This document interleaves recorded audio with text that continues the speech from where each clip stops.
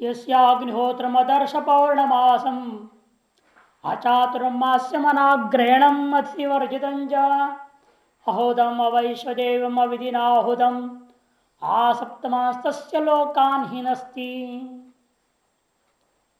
संक्षेप विचार हो गया था।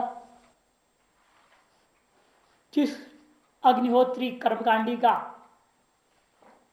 अग्निहोत्र दर्श पौर्णमास चातुर्मास सृष्टि जो शरदादि ऋतुओं में उन नवीन अन्न का जो इष्टि आग्रहणम अतिथि वर्जितम इन कर्मों से रहित नित्य पूजा आदि से भी अतिथि पूजन से भी वर्जित अहुतम यथासमय किए जाने वाले अग्निहोत्र आदि को न करना, भले वैश्वदेव से रहित हो जाना, अथवा किया किंतु आविधि ना होतम अविधि पूर्वक हवन कर दिया, वह जो कर्म है उस व्यक्ति का केवल कर्मी के वह कर्म केवल परिश्रम मात्र हो जाता है, व्यर्थ हो गया, फल वाला नहीं हो पाएगा वो। क्यों? आसक्तवास से लोकान से उससे उस कर्ता की 7 पीढ़ियां पिता दादा परदादा और आगे पुत्र पौत्र प्रपौत्र और स्वयं कुल 7 पीढ़ी। अतः ऊपर के 7 लोग और नीचे के 7 लोग किसी भी लोग के अधिकार नहीं रह जाता है, ऐसा व्यर्थ किया जाएगा का नाश कर देता है। ये इसलिए कि बताया भाष्यकार ने अंत में जो कहते ना सम्यक कर्ण दुष्कर्म विपत्तिस्तने का भवंती, उसके जो भाष्यकार इसलिए पहले कह चुके हैं वो इस मंत्र के आधार पर ही कहे।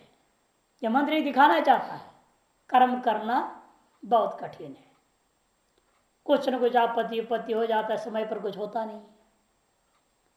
मान लो बारिश के दिन लकड़ी सब गीली है, फूंकते रहोगे ठीक से ज्वाला ही नहीं निकली तो करोगे कैसे? जब तक निकली तब तक मुहूर्त निकल गया, अब आविदिना होतम हो जाएगा ना, फिर वो गलत समय में हो गया। इत्यादि अनेकों प्रकार की समस्याएं हैं।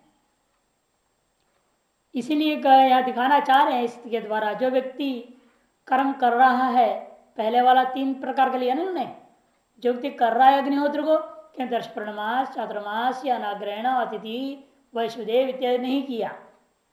दूसरे नंबर में आहुतम ने यथा समय नहीं किया, और तीसरा आविधिना आहुतम।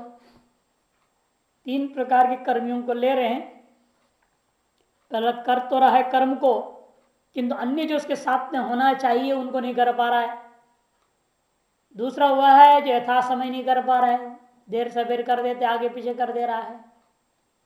और तीसरा विधि पूर्वक नहीं कर रहा है। इस तरह से ये तीनों प्रकार के लोग जो है कर्मकांडी होते हुए कर्म करते हुए तो वे अपने ही नाश कर दे रहे हैं। पूर्वजों का नाश, उत्तर में होने वालों का नाश, लोगों का नाश कर लिया। ये दिखा रहे हैं कि कर्म करना बहुत कठिन है, सम्यक प्रकार से कर्म करना बहुत कठिन होता है।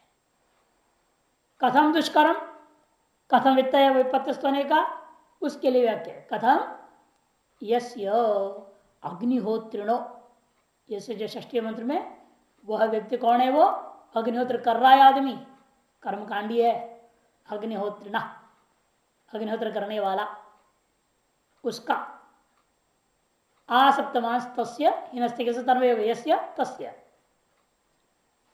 अग्निहोत्रम, उसका जो अग्निहोत्र कर्म है कैसा है, वो कर्म कर रहा है वो अदर्शम दर्शाख्यन कर्मणा वर्जितम, दर्श नामक जो कर्म है अमावास्या के दिन होने वाला कर्म उससे रहित है। अग्निहोत्रिणो अवश्य कर्तव्य दर्शस्य, क्योंकि जो अग्निहोत्री होता है उसको दर्श और पूर्णिमास एक ही करना आवश्यक है, छोड़ नहीं सकता है।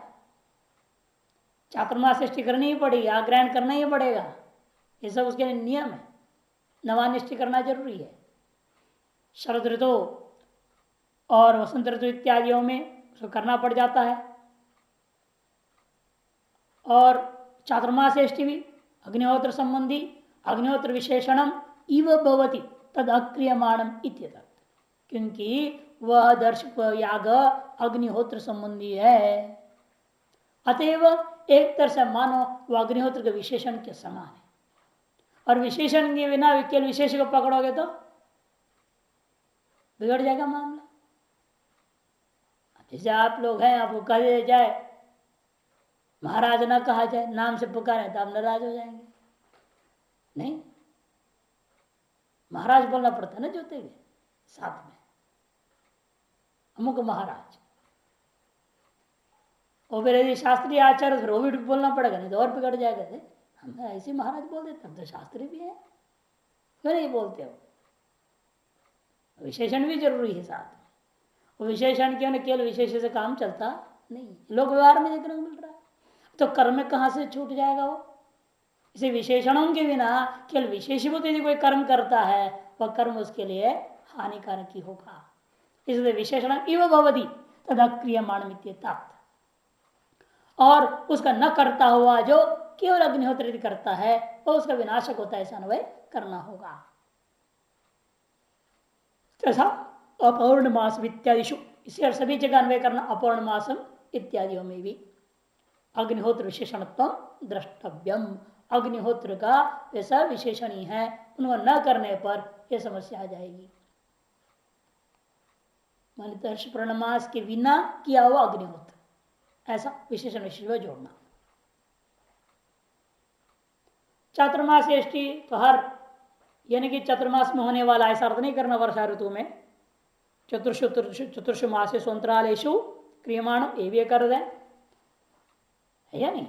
बताया था संग्रह में, वैश्वदेव, ओर्ण प्रघास, साखमेघ और शुनासिरी नाम के 4 यज्ञ होते हैं, हर चौथे चौथे महीने में किया जाता है पूर्णिमा में।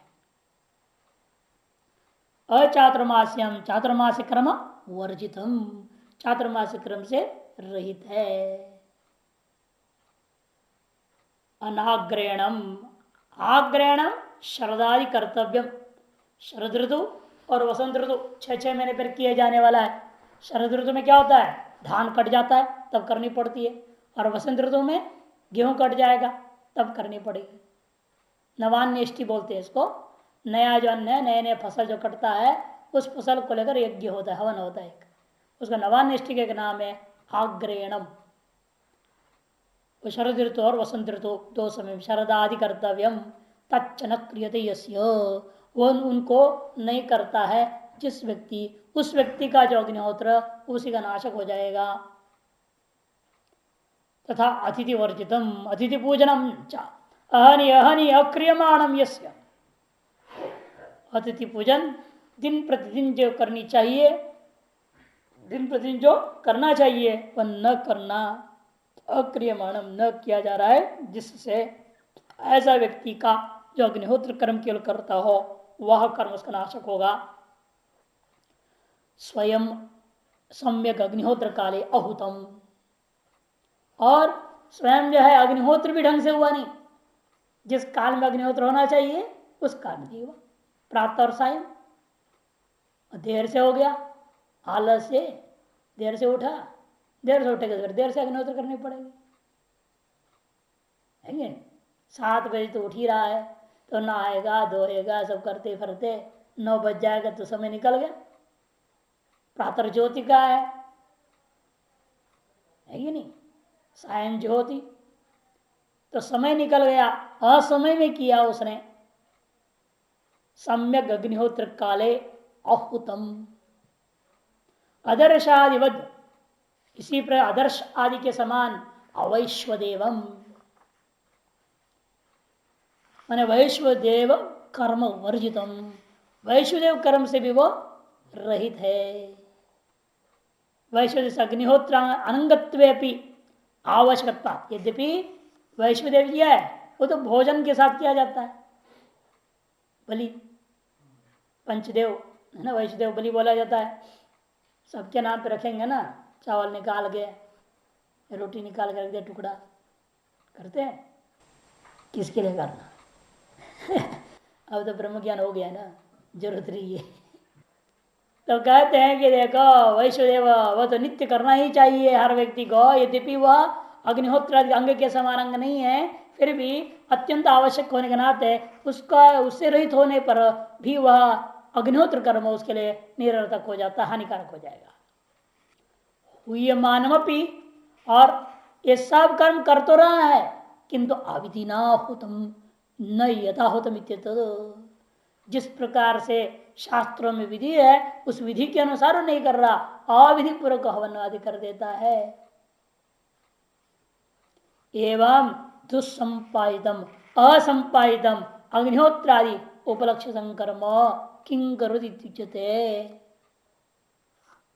इस प्रकार से दुस्संपादित है और असंपादित है, असमय में करना और करते हुए कुछ करना कुछ न करना, ये दुस्संपादित हो गया, और अंत वाला असंपादित हो गया। ऐसा जो है अग्निहोत्र आदि सोपलक्षित जो कर्म है उसे क्या होगा, किम करो दी, वो कर्म क्या करेगा हमारा, क्या बिगाड़ेगा हमारा, इत्युच्यते। तो श्रुति कहती स्वयं नहीं भाई, वो तो पूरे नष्ट कर डालेगा। आसप्तमान सप्तम संहिता, सातवें लोग के सहित, कोई कहते चलो 6 नहीं मिले कोई बात नहीं, 7वीं तो मिल जाएगी ना, ऊपर वाली सबसे टॉप वाली मिल रहा है तो क्या दिक्कत है। इसलिए नहीं, हाँ यहाँ पर जो है मर्यादा और अभिविधियों में से अभिविधि लेनी है। इसे कहते कि देखो कि मर्यादा लेना है, इस विचार करते हुए समझा रहे हैं। सप्तम संहिता तेन सह में अर्थ लेना, तस्य कर्तु हो लोकानिस्ती, उस कर्ता के सातवां लोक के सहित, सातों लोक इसका मतलब उसका हानि हो जाएगा। हिनस्ति इव, नाश होने के समान है। क्यों, आयास मात्र फलत्वा, क्योंकि उसका कर्म कोई भी लोक आदि प्राप्त नहीं करा रहा है, तो व्यर्थ परिश्रम मात्र फल वाला हो गया। सम्यक क्रियमाणेषु ही कर्मसु कर्म परिणामानुरूपेण भूरादि सत्यांता सप्तलोका फलम प्राप्यते, क्योंकि ये सम्यक प्रकार से किए जाने पर ही जो कर्म होता है वह अपने परिणामानुरूपेण भूरादि 7 लोकों को सत्यंता, भू से लेकर के सत्यलोक पर्यंत के 7 लोकों में से जैसा होगा अनुरूप फल को वे प्राप्त कराते हैं, नहीं तो नहीं कराते। ते लोका एवं भूतेन अग्निहोत्रादि कर्मणा तो अप्राप्यत्वाद हिंस्यन्त इव आयास मात्रम, इसलिए वे जो लोग हैं इस प्रकार का अग्निहोत्रादि कर्म के द्वारा अप्राप्यत्वाद प्राप्त होने वाला नहीं है, इसलिए हिंसा के समान हिंसा कर दिया गया, क्योंकि वह आयास मात्र ही है। आयास मात्र तो अव्यभिचारी, आयास मात्रता में विचार नहीं है, नहीं व्यर्थ परिश्रम में वे विचार नहीं, मैंने व्यर्थ परिश्रम अवश्यम भावित, ऐसे व्यक्ति का कर्म व्यर्थ परिश्रम निश्चित रूप से होगा। तू 2 बार प्रयोग कर रहे बात करें इस वाक्य में जान करके, एवं पुत्र अग्निहोत्रादि कर्मणा तू अप्राप्यत्वाद हिंस्यंत इव आयास मात्र तू अव्यभिचारी इति 2 बार कह दिया, मैंने अवश्य ही अप्राप्य होगा ये लोग उसके लिए, और अवश्य उसके लिए आयास मात्र होगा, परिश्रम मात्र होगा। यह बात प्रकट करने के लिए 2 तू के साथ प्रयोग करने भाषा, अतः हिनस्तित्व, इसलिए मंत्र ने कहा यहाँ वो अपना ही नाश कर डाला। हिंदी वाले किसी गलत अर्थ किए, देखो वैसे चातुर्मास में अनुष्ठान किए जाने वाले कर्म को, चातुर्मास के वाले कर्म को चातुर्मास कर्म कहते हैं, ऐसे कर दिया। इस जो पढ़ेगा तो क्या अर्थ करेगा, चातुर्मास में जो सन्यासी करते चातुर्मास उसमें किए जाने वाले, ऐसा अर्थ कर डालेगा, पूरा गलत अर्थ है। एवं लोका इत्यादि पिंड दानाद्यनुग्रहेण व संपद्यमान पितृपितामह प्रपितामह पुत्र पौत्र प्रपौत्रा स्वात्मोपकार सप्तलोका उक्त प्रकार अग्निहोत्रादिना न भवंती हिंसन्ति तुच्यते। अथवा सप्तमान की दूसरी व्याख्या ये भी हो सकती है, क्या कहते हैं भाई, पिंडदान आदि अनुग्रहेण, पिंडदान आदि मन उदकदान इत्यादि के द्वारा अनुग्रहेण व अथवा अनुग्रह से संबध्यमाना, पितृ पितामह प्रपितामह। संबद्धमान कौन है? पिता, दादा और परदादा एवं पुत्र, पौत्र, प्रपौत्र, पोता, बेटा, पोता, परपोता, स्वात्मा और खुद, उपकारा सप्तलोका उक्त प्रकार अग्निहोत्रादिना न भवंती। ऐसा जो अनुग्रह के द्वारा जो स्वयं को और तीन तीन छह लोगों को जो प्रकार संबद्ध होता हो, जो उपकार प्राप्त होता था, वह भी अब 7 लोगों के सहित उक्त प्रकार से किए जाने वाले अग्निहोत्र आदि के द्वारा न भवंती प्राप्त नहीं होता है। इसलिए हिंसित उच्चते है, इसे हिंसित कहा दिया गया था। टीका में थोड़ा थोड़ा संकेत तो कर दिए हैं अर्थों को। शरदादिषु नूतनान्येन कर्तव्यम आग्रहण कर्म, पिंडोदक दानेन पित्रादि नाम त्रयाणाम उपकरोति। पिंडोदक दान के द्वारा पित्रादि तीनों पर उपकार कर रहा है यजमाना। पुत्रादिरांच, और पुत्रादि पिंड दान तो होता नहीं ना पुत्रादियों के लिए, तो पुत्रादि त्रयाणाम ग्रास आदि दाने न भोजन दान के द्वारा पिता, दादा, परदादा को पिंडदान के द्वारा और पुत्र, पौत्र, प्रपौत्र को भोजनादि व्यवस्था के द्वारा। तथा मध्यवर्ती ना यजमान ने संबद्धमाना, और आगे पीछे 3 है, बीच में जो मध्यवर्ती यजमान है उस संबद्धमान होकर पूर्व त्रय उत्तरे त्रय गृहंते, पूर्व उत्तर त्रय को ले लेंगे तो कुल 7 हो जाएगा। ऐसा जो अपने कर्मों से सबको उपकार करने वाला, वह सबका हानि भी कर दे और खुद का भी हानि कर लेता है। ये दिखाना चाह रहे हैं कर्म कितना कठिन है। कर्म के भरोसे मोक्ष पाने की चेष्टा तो असंभव ही है। ये सिद्ध करना है ना हमें, कर्म से मुक्ति नहीं हो सकती है। हाँ, और जो कर्म किया जाता है उस प्रकार का अग्नि का संपादन भी करना बड़ा कठिन काम है। किस प्रकार का अग्नि में हवन किया जाता है वो बता रहे हैं। काली कराली च मनोजवाच सुलोहिताया च सुधूम्रवर्णा स्फुलिंगिनी विश्वरुचि च देवी लेलायमाना इति सप्त जिह्वा। कहते काली, शुरू में धुआं बहुत होता है ना, इसे काले रंग की होगी अग्नि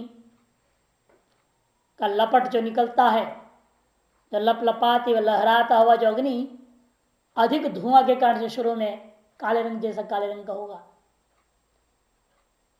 कराली च, और बाद में कराल हो जाता है। मनोजवा बहुत तेज हो गया, फिर लाल लाल हो गया सुलोहिता, फिर आकाश के रंग के सदृश सुधूम्र वर्णा, स्फुलिंगिनी बिल्कुल साफ सफेद रंग, विश्वरुचि चो, और सबको सुंदर लगे, सबको आनंदित करने वाली रंग वाली हो जाती है अंत में। ऐसा जो यह देवी विश्वरुचि देवी, ये उस अग्नि की आहुतियों के ग्रसने के लिए लपलपाती लेलायमाना, लपलपा रही है, लहरा रही है। ऐसी जो 7 जीवाएं हैं, सब जीवाहा इति, ये 7 जीवाएं दिखनी चाहिए आपको। जब हवन करना है आग लगा दी और चला जाए, ऐसे नहीं, 7 जीवा स्पष्ट दिखनी चाहिए, 7 प्रकार से निकलता हुआ, तब उसमें आहुति देना है। अब इसलिए आजकल क्या करते हैं पंडित लोग, देखा कि भाई ये तो बड़ा मुश्किल है ऐसे जलाना, इस तरह के करना, तो वो रोली या मोली या ये हल्दी इतने किसी से लेकर के नीचे हवन कुंड में ना लकड़ी रखने से पहले 7 जीवा का चित्र बना देते, कहते 7 जीवा है। लेकिन वो जो रेखा चित्र आपने बनाया वो जीवा थोड़ी है, वो लहरा रहा है क्या? तो उपासना के लिए चित्र बनाए जाते हैं, मंडल वगैरह बन सकता है,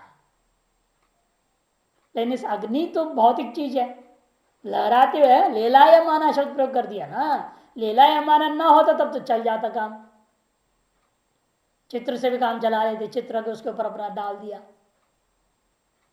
लेकिन यह लेलायमाना कहने से वह लहराती हुई लपाती हुई जो अग्नि की ज्वाल जो है, ज्वालाएं, ऐसे जब कह दिया है तो आपको जलता हुआ ही 7 जीवा दिखनी चाहिए, तभी हवन करना है।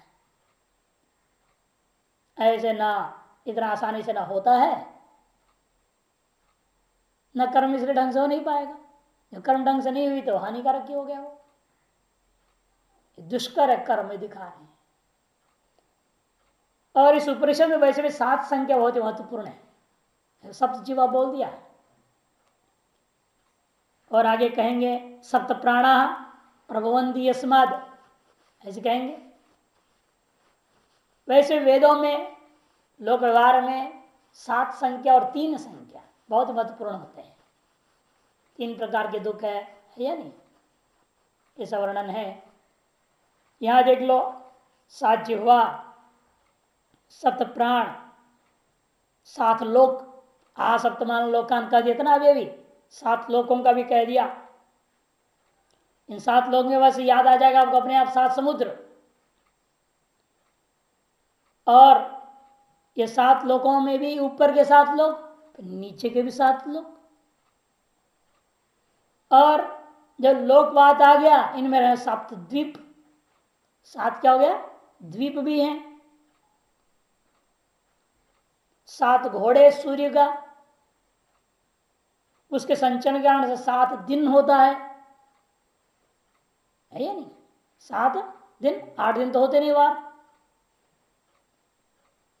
और 7 रूप, सप्तरूपाणी, कुछ लोगों में 7 प्रकार के रस भी है।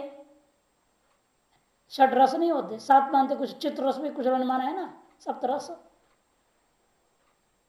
और ज्ञान की 7 भूमिकाएं, और चिदाभास की भी 7 अवस्थाएं।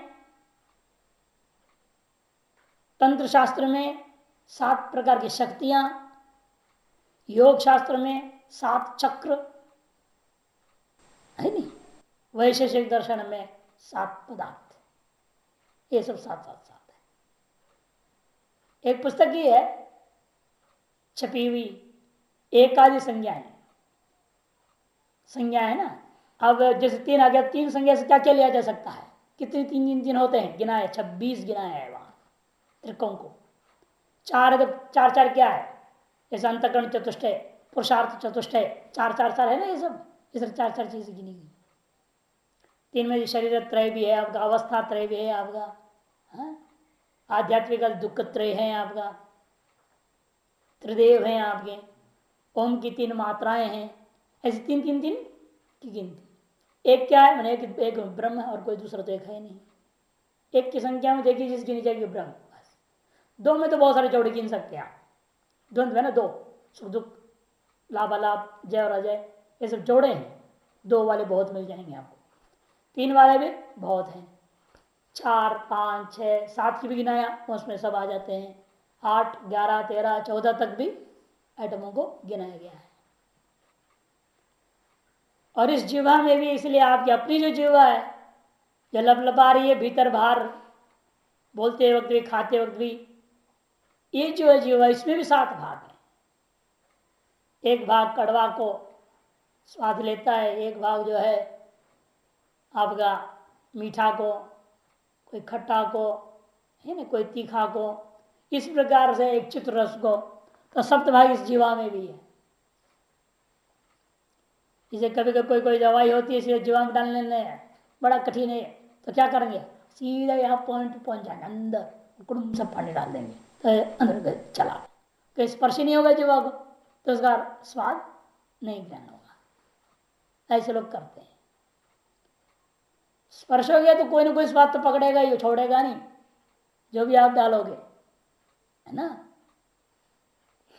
बड़ा विचित्र स्वाद होता है। दूध देखो, प्याज लहसुन की गंध का दूध मुंह में लगेगा तो लगेगा, अब ये तो है ना, आकर ऊपर गुड़ गुड़ करके डाले, कैसे डालेंगे आप, जीवा का न स्पर्श हो गए तो पीना है ना, ये सब जीवा।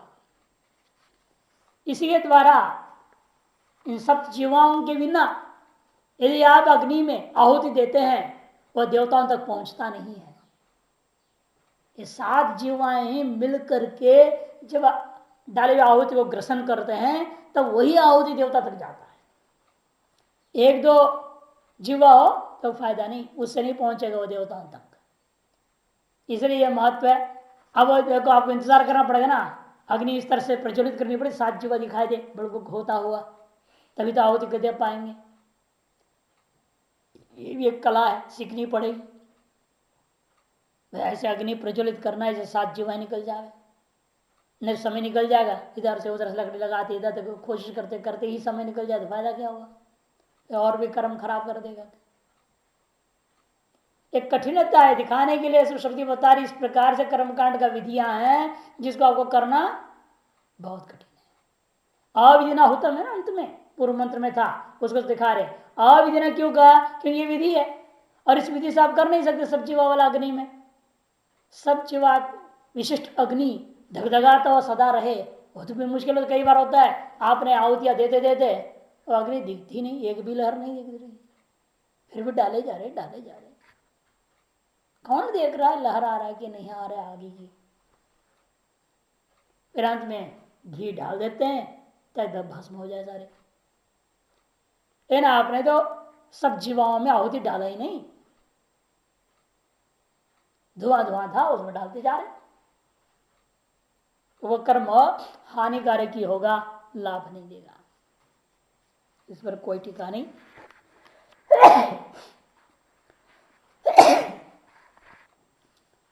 ये तेषु यश्चरदे भ्राजमानेषु यथा कालम चाहुतयो ह्याददायन् तन्नयन्त्येता सूर्यस्य रश्मयो यत्र देवानां पतिरेकोऽधिवासः।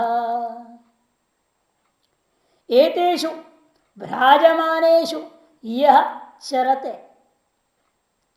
जो व्यक्ति जो यजमान कर्मकांडी, एतेषु भ्राजमानेषु, जब ये जो शिखाएं अग्नि शिखाएं अग्नि ज्वालाएं सप्त जिह्वाएं दीप्तिमान हो, छिपी हुई ना हो, दबी हुई ना हो, अप्रकट ना हो, इसे कहते भ्राजमानेषु विशेषण दिया। दीप्तिमान अग्नि शिखाओं में यथा कालम यथा समय आहुतयो ह्या ददायंचरद, आहुतियां डालता हुआ अग्निहोत्र आदि कर्मों का आचरण करता है। तम यजमानम, उस यजमान को एता आहुतय, ये जो आहुतियां हैं नयंती ले जाते हैं। अरे आहुतियां तो यही खत्म हो गए, नष्ट हो गए, भस्म हो गए, आहुति कहां से उसको ले जाएंगे मरने के बाद। तब कहते वे आहुतियां जो है सूर्य से रश्मि, सूर्य की रश्मि के रूप में स्थित है। छांदोग्य उपनिषद में श्रम में आता है कि हम लोग जो कर्म करते हैं प्रत्येक कर्मकांड में ऋग्वेद यजुर्वेद सामवेद अथर्वेद सबके मंत्रों का प्रयोग होगा। तो ऋग्वेद संबंधी मंत्रों का जो प्रयोग किया वो वहां से सूर्य का पूर्व दिशा, सूर्य का 4 भाग और ऊपरी 5 भाग कर लेंगे और पूर्व भाग में ऋग्वेद मंत्र जाकर के टिकते हैं, उसका रंग लाल होता है। इसे पूर्व में जो उगता हुआ सूर्य आपको कैसे दिखता है, लाल दिखता है। फिर कह दिया अमुक वेद का अमुक भाग में, अमुक वेद का अमुक भाग में, अमुक वेद का अमुक भाग में, ऐसे सारे के सारे आपके कर्म का फलस्वरूप ये सूर्य में ये दिव्य दीप्ति दिख रही है और वहां से रश्मियां निकल रहे हैं। अतः आहुतियां अग्नौ प्रास्तावत ही आदित्य उपतिष्ठते, कहना मनुस्मृतिकार ने, अग्नि में डाला हुआ जो आहुति है वो कहां जाके टिकता है, अंत में भस्म हो गया यहाँ पे, लेकिन वो पहुंच गया सूर्य में उपस्थित। फिर वहां से रश्मियों के रूप में रोज आ रहा है और हमें सुख दुख का सारी चीजों को भोग कराता है और मरणोत्तर काल में वही रश्मियां हम लोगों को अपने कर्म के अनुरूप फलों को प्रदान करने में सीढ़ी जैसा सीढ़ी बन जाते हैं, यहाँ से पहुंचने में मदद करते हैं। जैसे रेलवे लाइन होता है, ट्रेन जा रहा है, ऐसे भी है, ऊपर से रश्मि आ रही हैं, उसको चढ़ जाओ, उसके सहारे आदमी चला जाता है। सूर्य रश्मयो नयंती, कहां ले जाते हैं वे, यत्र देवानां बद्रेकोधिवास, वहां ले जाते हैं जहां देवताओं का एकमात्र मालिक एकमात्र स्वामी पति ही, देवताओं का पति माने देवताओं का जो स्वामी है, रहता है। कौन है वो? इंद्र। देवताओं का मालिक कौन है? राजा इंद्र। उसके पास पहुंच जाते, जहां वो रहते हैं वहां पहुंचा दिया जाता है, अर्थात उस लोक में पहुंच जाते, मतलब स्वर्ग लोक में पहुंच जाते, ये इसका अर्थ है। स्वर्ग लोक में ये सब पहुंच जाते हैं। ये तेषु अग्निहोत्र अग्निजीवा भेदेशु, ये तेषु मने अग्नि के ये जो सप्तजीवा भेद कहे उनमें यो अग्निहोत्री चरत है, जो अग्निहोत्री आचरण करता है, कर्म आचरती। चरते मने यहाँ कर्म का आचरण, ये प्रसंग है कर्म का, इसलिए कर्म आचरती अग्निहोत्रादि। कौन से कर्म का आचरण करता है? अग्निहोत्र, इसलिए उसको अग्निहोत्री हम कह रहे हैं। कैसे भी आए जीवा भेद, विराजमानेश दीप्यमानेश, दीप्त रहनी चाहिए, वो सुप्त नहीं होनी चाहिए। यथा कालंच, और जैसा जिस समय जो होना चाहिए उस समय वो कर रहा है, आगे पीछे भी नहीं, देर से नहीं, जल्दी भी नहीं। उठ गया, नींद नहीं आ रही थी तो उठ गया 2 बजे, नहा लिया, तुरंत हवन कर डाल रहा है, ऐसा भी नहीं। प्रातः काल तक इंतजार करो, मैंने तुम्हारी जल्दी उठने से थोड़ा हो जाएगा, सूर्य जल्दी उग जाएगा क्या? और आप देर से उठेंगे तो थोड़ी सूर्य देर से उठेगा, अपने समय पे उठेगा। जिस समय जैसा है विधि उसके अनुसार करना चाहिए। यथा कालंच यस्य कर्मण, यह काल, जिस कर्म का जो काल है, तत्कालम यथा कालम है, उस काल को यथा काल कहा जाता है। यजमानम आददायन, यजमान को द्वारा करते हुए, आददायन आददाना आहुतयो यजमानेन निर्वर्तिता। यथा कालम यजमानम, यस्य कर्म यह काल तत्कालम यथा कालम कर दिया। यजमान को ले जाएंगे, आगे जुटेगा तम, तम मने कौन? यजमानम। उससे पहले आददायन की व्याख्या कर रहे हैं, आहुतयो यजमान निर्वर्तिता। आददायन को आददानाह कर दिया, आहुति का विशेषण, आहुति दान देते हुए ऐसे दिखता है क्षत्रि प्रत्यांत जैसे, लेकिन कहते हैं आददानाह, शानच प्रत्यांत लेना। आहुतियों को यजमान के द्वारा निर्वर्तिता, सिद्ध किए जाने पर। आहुतियों को सिद्ध करने का मतलब क्या? विधि के अनुसार अग्नि में स्वाहा करके डालना। जब ऐसा करता है उस यजमान को तम यजमानम नयंती प्रापयंती, उस यजमान को वे पहुंचा देते हैं। वे या कौन? एता आहुतयो, यही आहुतियां उसको पहुंचाते। कहते आहुतियां कैसे पहुंच जाएंगे? आहुतियां तो नष्ट हो गई, भस्मीभूत हो गए और आग में गंगा जी में डाल दी गई, मरण काल तक कहाँ रहता है? आहुति तो रहते नहीं।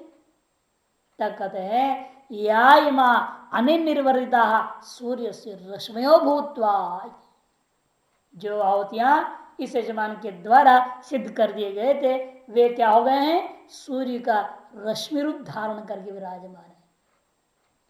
रश्मि भूतवेति रश्मि तादात्म्यापन्ना सत्य इति भाव। 1 नंबर टिप्पणी समझा रहे हैं। रश्मि हो गया का मतलब क्या? रश्मियों के साथ तादात्म्य भाव को प्राप्त हो रखे हैं, रश्मि द्वारा ही इत्यर्थ। यत्र कहा पहुंचाते हैं? जहां, यस्मिन जिसमें, स्वर्ग में। कहा रहता है वो इंद्र? इसलिए स्पष्ट लिख दिया स्वर्गे। देवानाम पति इंद्र, देवताओं का पति कौन है? इंद्र। वह एक सर्वानुपरि अधिवसती जी, अधिवासा। वो एक क्यों कह रहे हो आप? अनेक इंद्रों की तो आशंका ही नहीं है, तो एक करने क्या जरूरत थी? तब कहते हैं वहां जितने देवता है एक से एक बढ़कर है कि नहीं? एक से एक महान लोग हैं, एक से एक ताकतवर लोग हैं, लेकिन उन सब पर सर्वानुपरि अधिवसती, सर्वान ऊपरी अधिवसती। सर्वान अधिवसती का अन्वय क्या है? सर्वान अधिकरोति, सबके ऊपर अधिकार चलता है उसका। उसको क्या कहते हैं? सर्वेशम ऊपरी वसति तीर्थ, सबसे वह ऊपर रहता है। सबसे ऊपर रहने का मतलब उसका अधिकार चलता है। सर्वाधिष्ठाता सर्वेश्वर यावत, सबका अधिष्ठाता है, सर्वेश्वर है वो, ऐसा समझो। तो वे आहुतियां उसको कैसे ले जाते हैं? आहुतियां यजमान को ले जाते, अपने कह दिया ना, रश्मि रूप धारण करके कैसे उसको ले जाते हैं, वह तरीका बता रहे हैं, जिसके लालच में आदमी जो कर्म करता है ये सोच करके। ये लोक व्यवहार में भी है। यदि कहीं आप जाते हैं तो आप क्या चाहते हैं? आप जाए को वहाँ जो है जिनके पास आप गए हो, आप यही चाहते हो कहें भाई आइए बैठिए, पानी पीजिए, चाय पीजिए, क्या लेंगे आप, ठंडा लेंगे, गरम लेंगे, नहीं सब पूछेंगे तब तक हाँ ये बहुत अच्छे लोग हैं भाई। और ये आप गए और कुछ ना पूछे, ये भी नहीं बोला, कुछ नहीं बोला, फिर आप कहेंगे क्या आदमी कुछ पूछता नहीं, बोलता नहीं, न चाय पानी कुछ नहीं। एक महात्मा ऐसे आया, कुछ दिन पहले की बात है, हो गया शायद 3-4 महीने, ज़्यादा ही हुआ। वो आया, शाम का समय था, मौन के लगभग समय था ही, तो हमने कुछ बोला नहीं, आई करके भी नहीं, कुछ नहीं बोला, तो ऐसे हैं। इन लोगों की आकांक्षा रहती है, क्योंकि अनादिकालीन संस्कार है ना, मरने के बाद जब जाएंगे फल पाने के लिए, तब भी वो रश्मि और अभिमानी देवता लोग क्या करेंगे? यही कहते, ये ही चितमाहुत है सुवर्चस सूर्य से रश्मि भी यजमानम वहंती प्रिया वाचम वदंत्यो वार्चयन्त्य एष वह पुण्य सुकृतो ब्रह्मलोक। यही आइए आइए, आओ भाई, हाँ मर गए, अच्छा हो गया, चलिए अब हम आपको आपके लोग की ओर ले जाते हैं। अब तक बहुत पुण्य कर्म आपने किया, बहुत हवन पूजा पाठ किया है, इसलिए हम आहुति अभिमानी देवता लोग, ये जो स्वर्चसा आहुति है, दीप्तिमती आहुतियां, तेजस्वी जो आहुतियां हैं, वे कहती हैं ये ही सूर्य से रश्मि भी, वो कैसे कहते हैं? वो कि सूर्य की रश्मियों के माध्यम से वे एक तरह से बात कह रही हैं, आइए आइए, ऐसे कहते हुए यजमानम वहंती।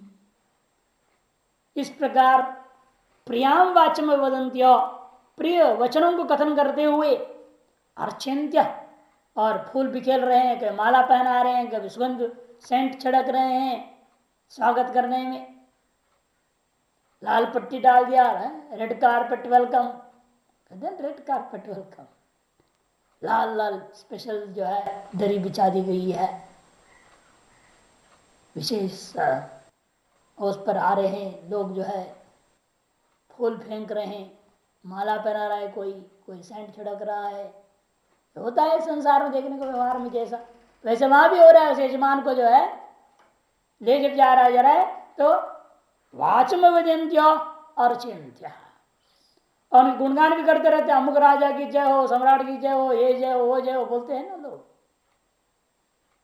महाराज भी आदेश, शंकराचार्य भगवान की जय हो, नमः पार्वती पदे, सब व्यवहार चलता लोग व्यवहार में। वही मरणोत्तर काल में वहां भी आपके साथ है, यदि आप केवल कर्मी है तो। एष वह पुण्य सुकृतो ब्रह्मलोक, और वे कहते हैं बस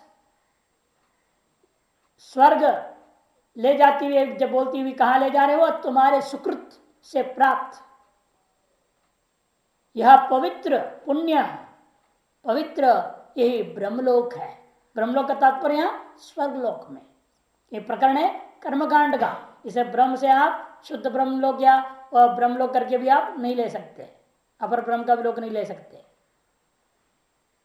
कथम सूर्य, किस प्रकार ले जाते? कथम ने किस प्रकार ले जाते, बताइए। सूर्य से रश्मि यजमान वहंती तुच्यते, ऐसा अनुभव कर लेना, सूर्य की रश्मियों के माध्यम से यजमान को ले चलते हैं वो। कैसे, क्या बोलते हुए? ये ही इति आह्वयन्त्यः, आइए आइए आगे चलिए चलिए ऐसे करते हुए जो है स्वागत करते हुए चलते हैं। कौन? स्वर्चसो दीप्तिमत्या, ये जो आहुतियां दीप्तिमती आहुतियां हैं, वे आहुतियां उसको इस प्रकार से रश्मियों के माध्यम से ले चलता हुआ स्वागत करता हुआ लेके जाते हैं। केवल इतना ही नहीं बोलते आइए आइए, और भी स्तुति करते हैं वो। आपने ऐसे ऐसे कर्म किया, आपने ये कर्म किया, आपने वो कर्म किया, ऐसा पुण्य किया, वैसा पुण्य किया, आपके पुण्य कर्मों का गुणगान करते रहे। प्रियाम इष्टाम वाचम स्तुत्यादि लक्षणाम वदन्त्य उच्चारयन्त्यो। प्रिया मने आपके सुनने लायक इष्टाम, इच्छित शब्दों को। क्या है इच्छित शब्द आपका? हमेशा कोई आपको गाली दे, आपको पसंद नहीं है ना, आपको पसंद आता है स्तुति। हर जीव के ये हाल है, स्तुति सबको पसंद है, निंदा किसी को पसंद नहीं है, गालियां किसी को पसंद नहीं है, डांट फटकार पसंद नहीं है। मीठे मीठे बोलते रहे तो बहुत अच्छा है, और फिर पीट कर से छुरी मार दे कोई आपत्ति नहीं। क्या आज जमाना ही ऐसे हो गया, सामने से मीठे मीठे रहते हैं, बाद में गड़बड़ घोटाला करने कर देते। इष्टान स्तुत्यादि लक्षणाम अभिवदन्त्य उच्चारयन्त्य अर्चयन्त्य पूजयन्त्य, पूजा भी करते रहेंगे वो। फूल डाल रहे, ऊपर से बरसा रहे हैं, सामने बिखेर रहे हैं, ये सब पूजा में। एष वो युष्मागम पुण्य सुकृतो, कहते हैं यही आपके द्वारा किए गए पुण्य सुकृत, जो सुंदर कर्म आपके द्वारा किया हुआ है उसके द्वारा प्राप्त हुआ यह पवित्र लोक है, ब्रह्मलोक फलरूप, फलरूप ब्रह्मलोक है, समझो।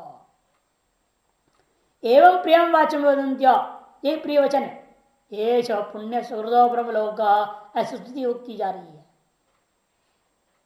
ये भी ले जा रहे स्वर्ग लोक को और कह रहे ब्रह्मलोक करके, इसी का नाम स्तुति है। स्तुति यही होता है ना, निकृष्ट में उत्कृष्ट की कथन कर देना। एवं प्रियम वाचम वदन्त्यो वहन्ति इत्यर्थः। ब्रह्मलोक स्वर्ग प्रकरणात्, प्रकरण के आधार पर निर्णय लेना पड़ता है। प्रकरण क्या है? 1 नंबर टिप्पणी कहते हैं केवल कर्म प्रकरणादित्यर्थः, केवलेन च कर्मणा सत्यलोकस्य अप्राप्यत्वात्, कि केवल कर्म के द्वारा सत्यलोक रूपी जो ब्रह्मलोक है वह प्राप्ति ही नहीं है। कि बृहदारण्यक उपनिषद में कहा कर्मणा पितृलोक इति, कर्मणा पितृलोक विद्या देवलोक। इसीलिए पितृलोक में स्वर्गलोक तक किसको पहुंचे, इससे आगे कर्म पहुंचे ही नहीं है। उससे आगे तो उपासना अथवा कर्म विशिष्ट उपासना करनी पड़ती है।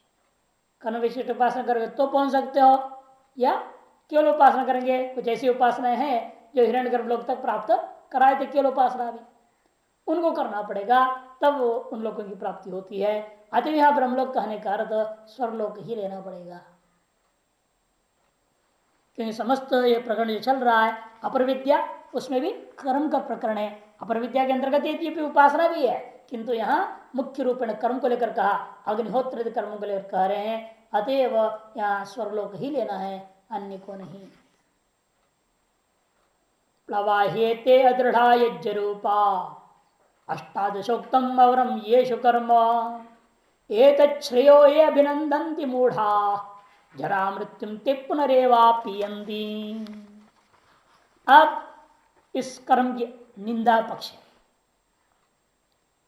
अब तक तो कर्म का वर्णन किया इसलिए कि वो दुष्कर है, कठिन है करना, ये साबित कर दिया। और यदि मान लीजिए यदि कोई कहे भाई स्वर्ग तो मिल रहा है ना, भले कठिन है, दुष्कर है, विपत्तियां बहुत है, फिर भी मैं करूंगा और फल पाऊंगा, क्योंकि काश्मीनो अमृता भवंती सोपा पूत पापा इत्यादि अनेक ऐसी स्तुति है ना। कर्म से प्राप्त स्वर्गलोक भी अमृत है, अविनाशी है। उस स्तुति को सुन करके लालची आदमी क्या करेगा, वो कर्म इतना कठिन है, दुष्कर है, विपत्तियां ज्यादा है, उसके बावजूद भी करने लगेगा। तो उसको समझा रहे हैं तुम जितने भी बढ़िया से करो, तो भी तुमको मिलने वाला जो कर्म का फल है वह अनित्य ही है, वह शाश्वत और मोक्ष रूप नहीं है। उपासना रहित होने के कारण प्लवाही ये दृढ़ा यज्ञ रूपा अष्टादश उक्तम अवरम येषु कर्म, जिनमें, येषु मने जिनमें, अवरम कर्म ये निकृष्ट कर्म माना गया है। ज्ञान रहित होने के कारण से, उपासना रहित होने के कारण से केवल जो कर्म है उसको निकृष्ट माना गया। उपासना से युक्त हो जाए वो श्रेष्ठ हो जाएगा, उपासना रहित हो तो निकृष्ट है वो। इसे कहते हैं अवरम, येषु अवरम कर्म, जिसमें अष्टादशोक्तम 16 ऋत्विक सहित यजमान और यजमान पत्नी मिलाकर के 18 संख्या के लोग यज्ञ के साधन है। यज्ञ रूपा, यज्ञ रूपा, यज्ञ रूपा का मतलब क्या? रूप्यते निरूप्यते यद आश्रित यज्ञ ते यज्ञ रूपा, जिससे जिसको आश्रित करके यज्ञ का स्वरूप प्रकट होता है उनको कहते हैं यज्ञ रूपा। वो कौन है? वो अष्टादशोक्तम 18 लोग हैं। इन 18 के बिना यज्ञ का स्वरूप ही निष्पादन नहीं हो सकता। 16 ऋत्विक, यजमान और यजमान पत्नी, ऐसे जो किए जाने वाला 18 यज्ञ के साधनों से युक्त होकर किया जाने वाला वो चीज कैसे है? अदृढ़ा, अस्थिर है एवं प्लवा और नश्वर भी है, ऐसा बतलाए गए हैं। ये ते अदृढ़ा प्लवाच एक क्षयो ये है अभिनंदनती मूढ़ा, ये मूढ़ा, लेकिन जो मूढ़ है इसको क्या मानते हैं? ये तत् इस स्वर्ग आदि प्राप्ति और कर्म के साधन, ये साध्य साधन भाव को ही मोक्ष मान बैठे हैं। इसी को मोक्ष का साधन मान के बड़ा ऐसा समझकर अभिनंदनती अत्यंत प्रसन्न होते हैं। लेकिन मिलता क्या उनको अंत में? थे पुनरेवापि जरा मृत्युम यंती, पुनर्यंती, वे लोग जो है पुनः पुनः जरा और मृत्यु को ही प्राप्त होते रहते हैं। अतएव कर्म का, केवल कर्म के पीछे भागने से फायदा नहीं है, स्थापित हुआ।